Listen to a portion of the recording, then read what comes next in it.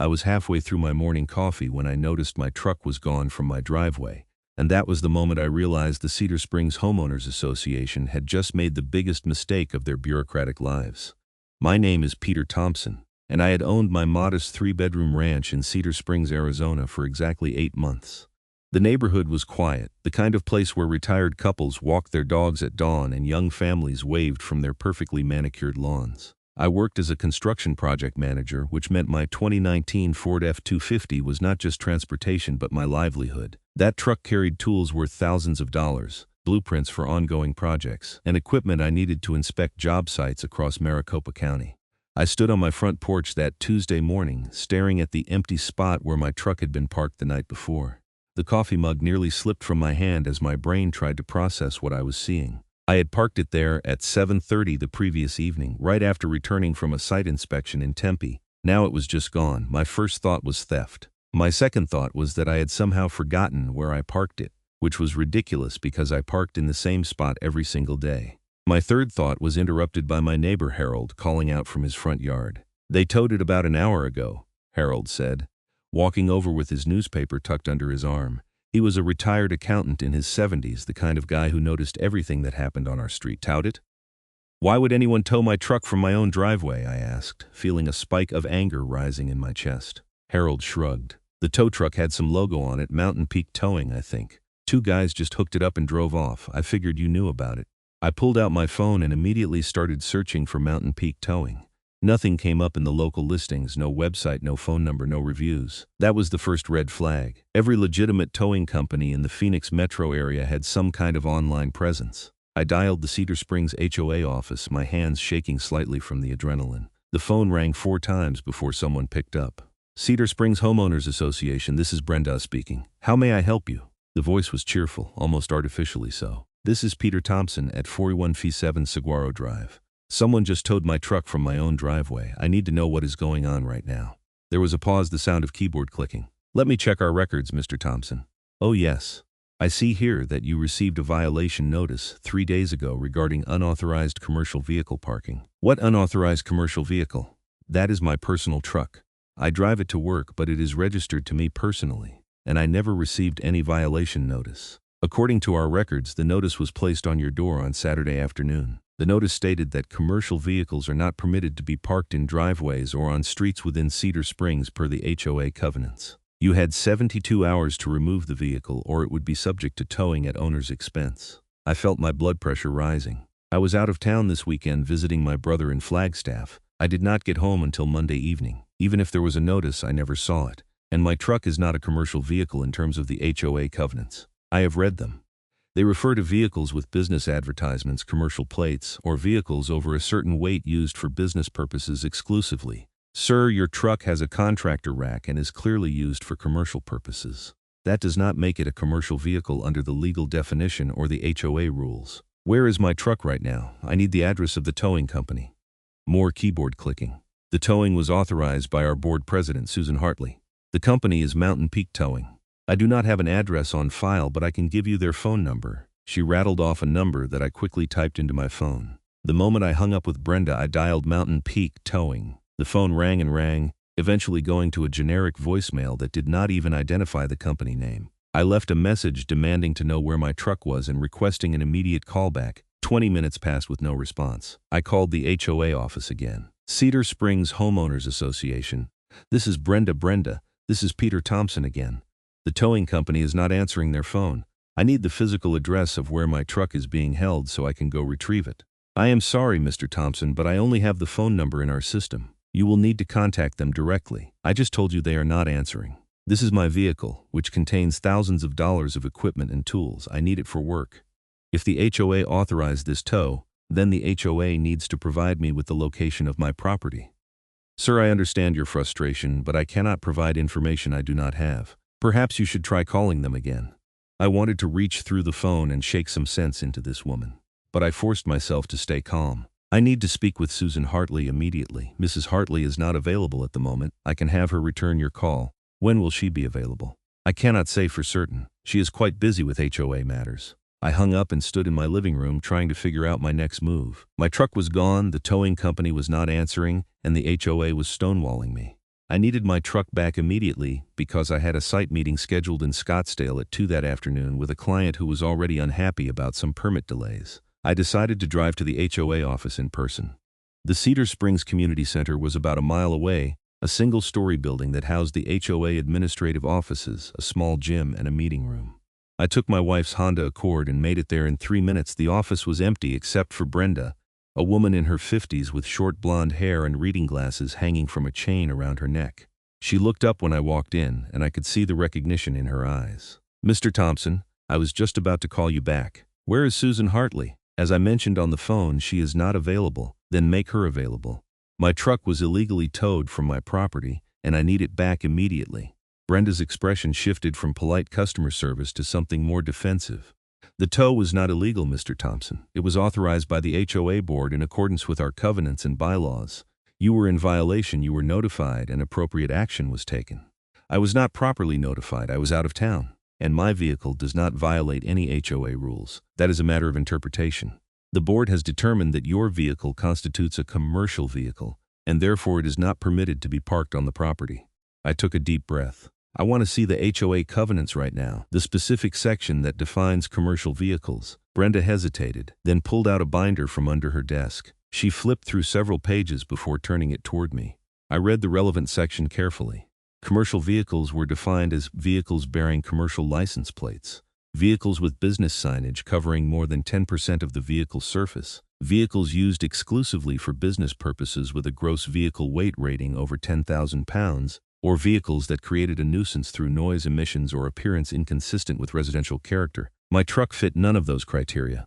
It had standard Arizona plates, no business signage, a GVWR of 9,900 pounds, and was a clean, well-maintained vehicle that looked like half the other trucks in the neighborhood. "My truck does not meet any of these definitions," I said, pointing at the page. "That is your opinion.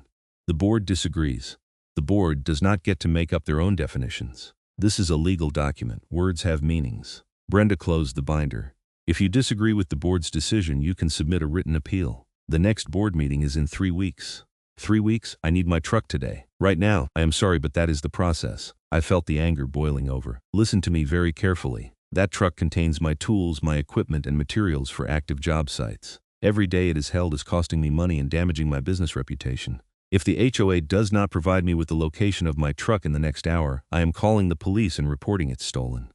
Brenda's face flushed. "You cannot report it stolen. It was legally towed. It was towed under false pretenses based on a misinterpretation of the HOA rules. That makes it theft. Now give me the address of the towing company, or tell me where Susan Hartley is so I can speak with her directly." "I have given you all the information I have, Mr. Thompson. If you continue to be aggressive, I will have to ask you to leave." I stared at her for a long moment, then turned and walked out.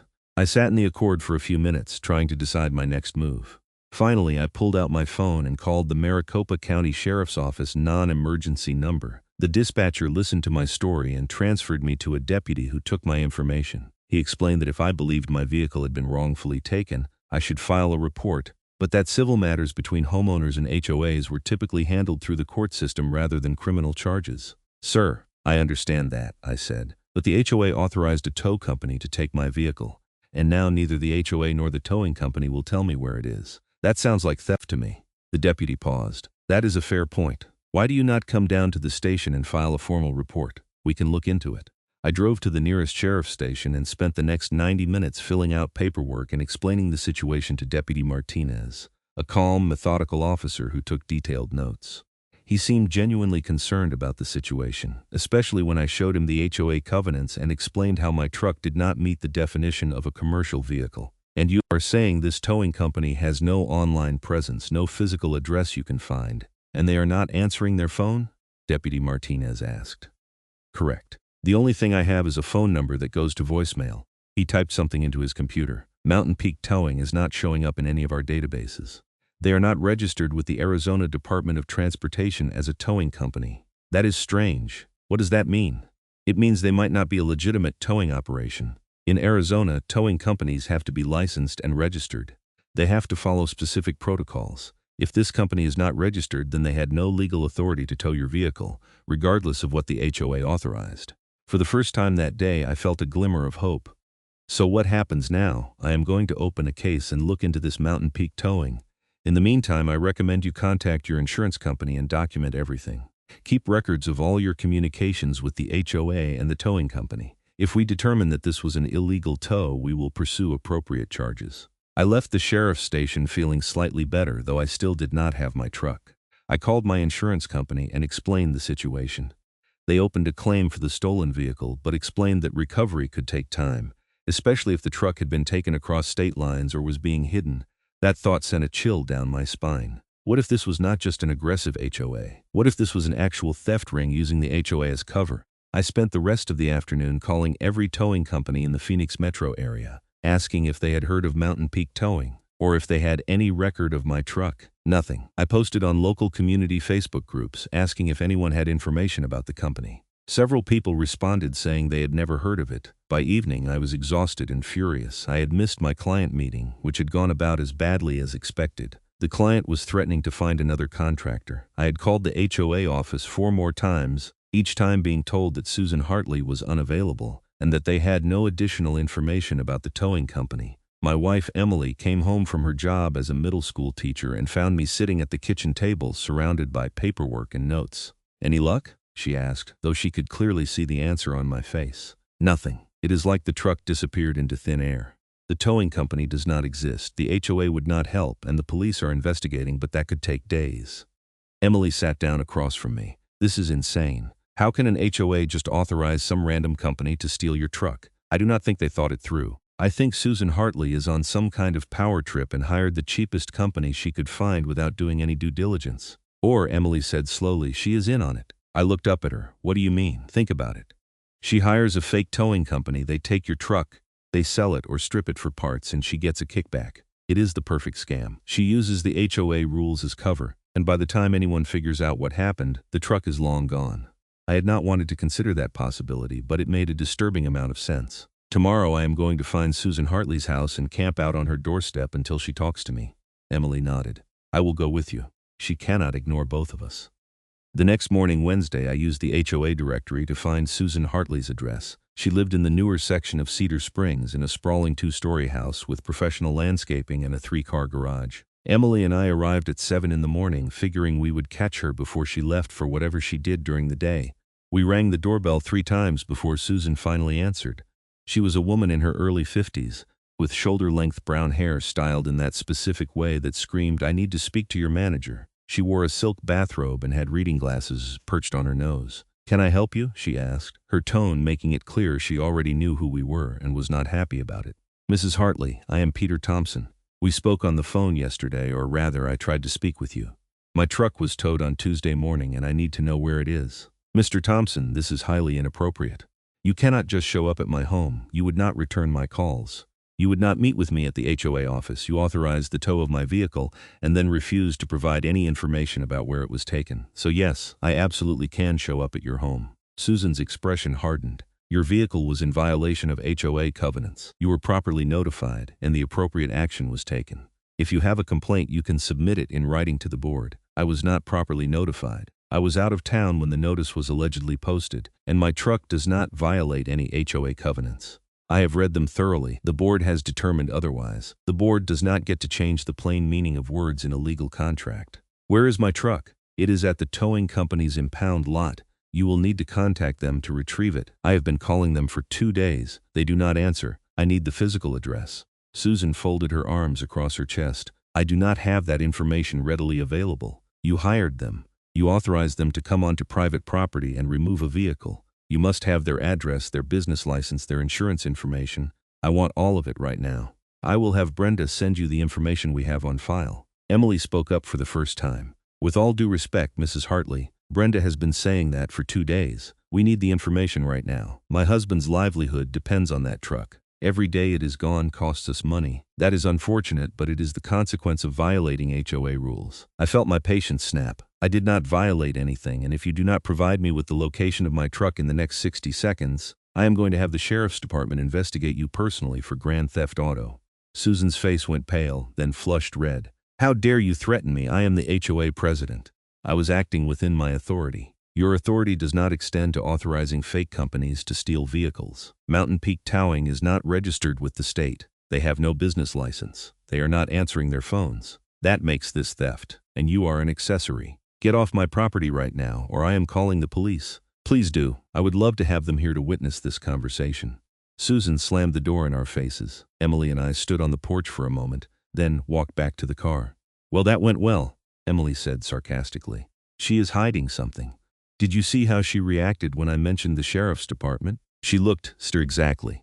We drove back home, and I immediately called Deputy Martinez to update him on the situation. He said he had been trying to locate Mountain Peak Towing, but had not found any records of the company. He suggested I might want to consult with an attorney about filing a civil suit against the HOA. I spent the rest of Wednesday making calls. I contacted 3 different attorneys who specialized in HOA disputes. All of them said I had a strong case, but litigation could take months or even years. That did not help me get my truck back today. Thursday morning, I got a call from an unknown number. I answered immediately, hoping it was the towing company. Is this Peter Thompson? A male voice asked. Yes, who is this? My name is Dave. I heard you were looking for information about Mountain Peak Towing. My heart started racing. Yes, absolutely. Do you know where they are? I might. But first I need to know why you are looking for them. I explained the situation quickly. There was a long pause on the other end. Mr. Thompson, I think you got caught up in something bad. Mountain Peak is not a real towing company. It is a front for a vehicle theft ring. They have been operating in the Phoenix area for about 6 months, taking cars and trucks and selling them to chop shops or shipping them to Mexico. How do you know this? Because they did it to me 3 months ago. Towed my Silverado from a parking lot, claimed I was parked illegally. By the time I figured out what was happening, the truck was gone. I filed a police report, but they never found it. Did your HOA authorize the tow? No, it was from a shopping center. But I have heard of them working with HOAs, apartment complexes, anyone who needs towing services and does not ask too many questions. They offer really cheap rates and then they just steal the vehicles. Do you know where they operate from? They used to work out of a warehouse in South Phoenix, near the airport. But I heard they moved after the cops started sniffing around. I do not know where they are now. Do you have any names? Anyone I can follow up with?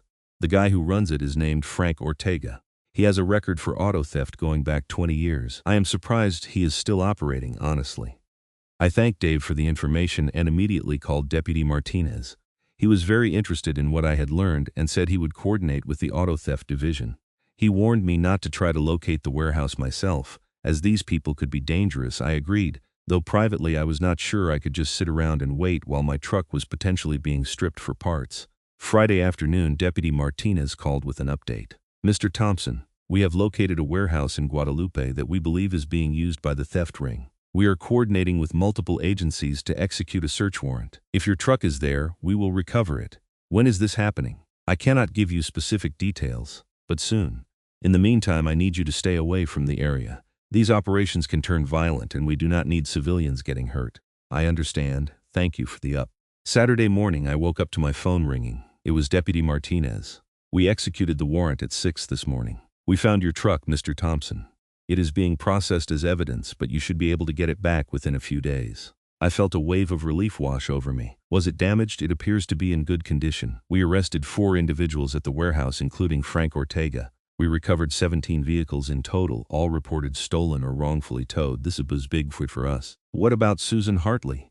She is the one who hired these people. That is the next phase of the investigation. We need to determine if she knew or should have known that Mountain Peak was operating illegally.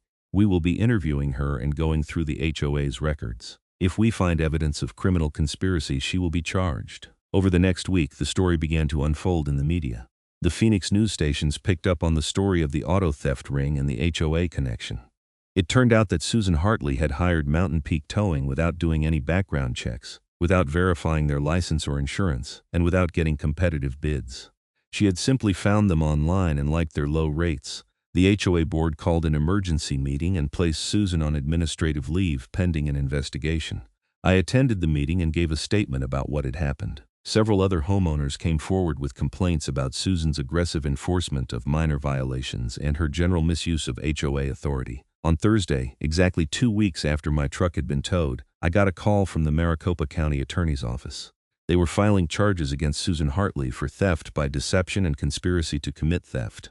Even though she claimed she did not know Mountain Peak was a criminal operation, the prosecutors argued that her negligent hiring and refusal to provide information about my truck's location made her culpable. I got my truck back the following Monday. It was exactly as I had left it, with all my tools and equipment intact. The county even paid for the towing fee to get it from their impound lot to my house. The criminal case moved slowly, as these things do. Susan Hartley hired an expensive attorney who tried to argue that she was simply a volunteer HOA president doing her best to enforce the community rules. But the evidence was overwhelming. Text messages showed that she had ignored multiple warnings from other board members that Mountain Peak seemed sketchy.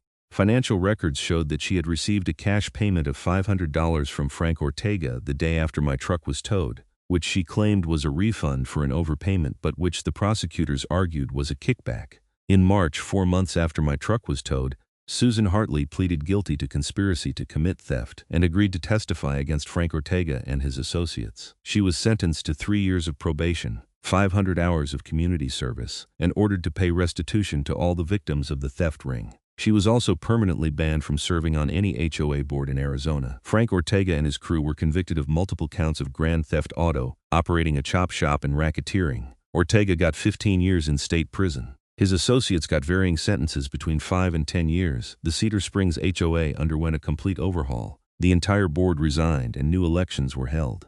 The new board implemented strict policies requiring background checks and licensing verification for any vendors hired by the HOA. They also revised the covenant enforcement procedures to include mandatory notice periods, appeal processes, and prohibitions on towing vehicles without clear documented violations. I actually joined the new board myself, figuring that if I was going to live in an HOA community, I might as well have a say in how it was run. We made transparency and homeowner rights our top priorities. The whole experience taught me several valuable lessons. First, never assume that people in authority positions know what they are doing or have your best interests at heart. Second, document everything and do not be afraid to escalate when your rights are being violated. Third, HOAs can be useful for maintaining property values and community standards, but they need strong oversight and accountability. My relationship with Emily actually grew stronger through the ordeal. She stood by me when I was stressed and angry, and she helped me navigate the complex mix of emotions that came with being a crime victim. We learned to communicate better and to support each other through difficult situations. Harold, my neighbor who had witnessed the original towing, became a good friend. He testified at Susan's trial and was instrumental in helping to document the pattern of her abusive behavior as HOA president. He joined the new board with me, and together we worked to create a more reasonable and balanced approach to community governance. The insurance claim ended up being unnecessary once my truck was recovered, but my insurance company was actually helpful throughout the process. They provided resources and advice, and they worked with law enforcement to document the theft for potential future claims. The client I had almost lost due to the missing truck meeting ended up staying with me. When he heard the full story of what happened, he was sympathetic and actually referred me to 2 other projects. The publicity from the case, while stressful, ended up being good for business in a weird way. People saw that I was willing to stand up for myself and fight for what was right. Deputy Martinez became something of a local hero. The auto theft ring bust was one of the biggest in Maricopa County history, and he was promoted to detective. He told me later that my case was what broke the whole thing open. Without my persistence and willingness to file reports and pursue the matter, Ortega's operation might have continued for years. The other victims of the theft ring had varying outcomes. Some got their vehicles back in good condition, like me. Others found that their cars or trucks had already been stripped or sold. A victims' compensation fund was established using assets seized from Ortega and his associates, which helped offset some of the losses. I learned that one of the other HOA boards in the Phoenix area had also hired Mountain Peak Towing, but they had caught on to the scam before any vehicles were actually taken. They reported it to the police, which added to the evidence against Ortega. It turned out there was a whole network of these fake towing companies operating across Arizona, Nevada, and California. The Arizona legislature actually ended up passing new regulations regarding HOA enforcement and towing. The law now requires HOAs to verify that any towing company they hire is properly licensed and insured, and it gives homeowners a mandatory 3-day notice period before any vehicle can be towed from their private property. Violations of these rules can result in criminal charges against HOA board members. Looking back, the whole situation was surreal. One day I was living a normal, quiet life in a suburban neighborhood, and the next I was caught up in a criminal conspiracy involving auto theft, corrupt HOA officials, and a multi-state investigation. It was the kind of thing you read about in the news and think could never happen to you. But it did happen, and I dealt with it. I refused to be a victim. I refused to accept the HOA's stonewalling and Susan's lies. I pursued every avenue available to me, from filing police reports to hiring attorneys to showing up at Susan's house at 7 in the morning. Was it stressful? Absolutely. Was it worth it? Without question, the sense of satisfaction when I finally got my truck back was incredible, but even better was the sense of justice when Susan and Ortega were convicted. They had thought they could get away with it because they were dealing with ordinary people who would not fight back. They were wrong. I think about what would have happened if I had just accepted the HOA's explanation and tried to work through their appeal process. I would have waited 3 weeks for a board meeting, only to be told my appeal was denied. By then, my truck would have been long gone, sold to a chop shop or shipped to Mexico. I never would have seen it again, and Mountain Peak Towing would have moved on to their next victim. Instead, I fought back immediately. I went to the police, I confronted Susan, I did my own investigation. And because I did, not only did I get my truck back, but 16 other people got their vehicles back too. Ortega's operation was shut down, and new laws were passed to protect other homeowners. The financial impact of those 2 weeks without my truck was significant. I lost probably $10,000 in delayed projects, client frustration, and opportunity costs. But the HOA's insurance eventually paid that out as part of the settlement. The emotional toll was harder to quantify, but having justice served help with that. Emily and I talked about moving to a neighborhood without an HOA, but ultimately we decided to stay. Cedar Springs was our home, we had good neighbors, and the problems had been with specific individuals, not with the concept of community governance. With the new board in place and better rules established, we felt confident that something like this would not happen again. I also became something of an accidental activist. I started speaking at HOA conferences and community meetings about the importance of transparency, accountability, and homeowner rights. I shared my story with local news outlets and wrote articles for community newspapers. I wanted other people to know that they did not have to accept abuse from their HOAs, that they had rights and resources available to them. The legal community took notice too. Several attorneys who specialized in HOA disputes reached out to me asking if I would be willing to serve as an expert witness or consultant on cases involving HOA overreach. I helped a few people navigate situations similar to mine, though fortunately none of them involved actual criminal conspiracies. One of the most gratifying moments came about 6 months after the whole thing ended. I was at a community event, and a woman I did not know came up to me and thanked me. She said she had read about my case and it had inspired her to stand up to her own HOA, which was trying to force her to remove a memorial garden she had created for her late husband. Because she pushed back and refused to back down, the HOA eventually relented and even changed their landscaping rules to be more flexible. That was when I realized the impact of what had happened extended far beyond just me and my truck. It had created a ripple effect, empowering other people to stand up for themselves and demand fair treatment. It had exposed corruption and led to systemic changes that would protect countless future homeowners. The Cedar Springs community itself changed in positive ways. The new board focused on building community rather than enforcing petty rules. We organized neighborhood events, created a community garden, and established better communication channels between the board and residents. Property values actually increased because people wanted to live in a neighborhood with responsive, reasonable governance. I maintained a good relationship with Deputy Martinez, who occasionally reached out when he had questions about other cases involving HOAs or towing companies. He told me that my case had opened his eyes to a whole category of crime he had not really thought about before. Now the sheriff's department had specific protocols for handling complaints about wrongful towing. The closure I felt when Susan was sentenced was powerful. Standing in that courtroom, listening to the judge explain how she had violated the trust of her community and enabled criminals, I felt validated. Every frustrating phone call with Brenda, every time Susan had refused to answer my questions, every sleepless night worrying about my truck, it had all led to this moment of accountability. Susan's attorney tried to paint her as a well-meaning volunteer who had made an honest mistake. But the evidence told a different story. She had been warned. She had been given information that should have raised red flags. And instead of doing her due diligence or being transparent with homeowners, she had doubled down on her authority and tried to cover up her mistakes. The $500 cash payment from Ortega was particularly damning. Even if it was a legitimate refund, as she claimed, why was it paid in cash? Why was there no documentation? And why had she never disclosed it to the other board members? The prosecutors argued convincingly that it was a kickback, payment for directing business to Ortega's theft ring. I wondered sometimes if Susan had known what Ortega was really doing. Had she understood that Mountain Peak was stealing vehicles? Or had she just been willfully blind to obvious warning signs? The court never definitively answered that question, but her guilty plea suggested she knew her conduct was criminal, regardless of her specific knowledge. The restitution she was ordered to pay was significant, over $50,000 split among all the victims of the theft ring. My share was $12,000, which more than covered my lost income and expenses. But more important than the money was the principle. She had to acknowledge what she had done and make it right. Frank Ortega never showed any remorse. At his sentencing hearing, he blamed everyone but himself.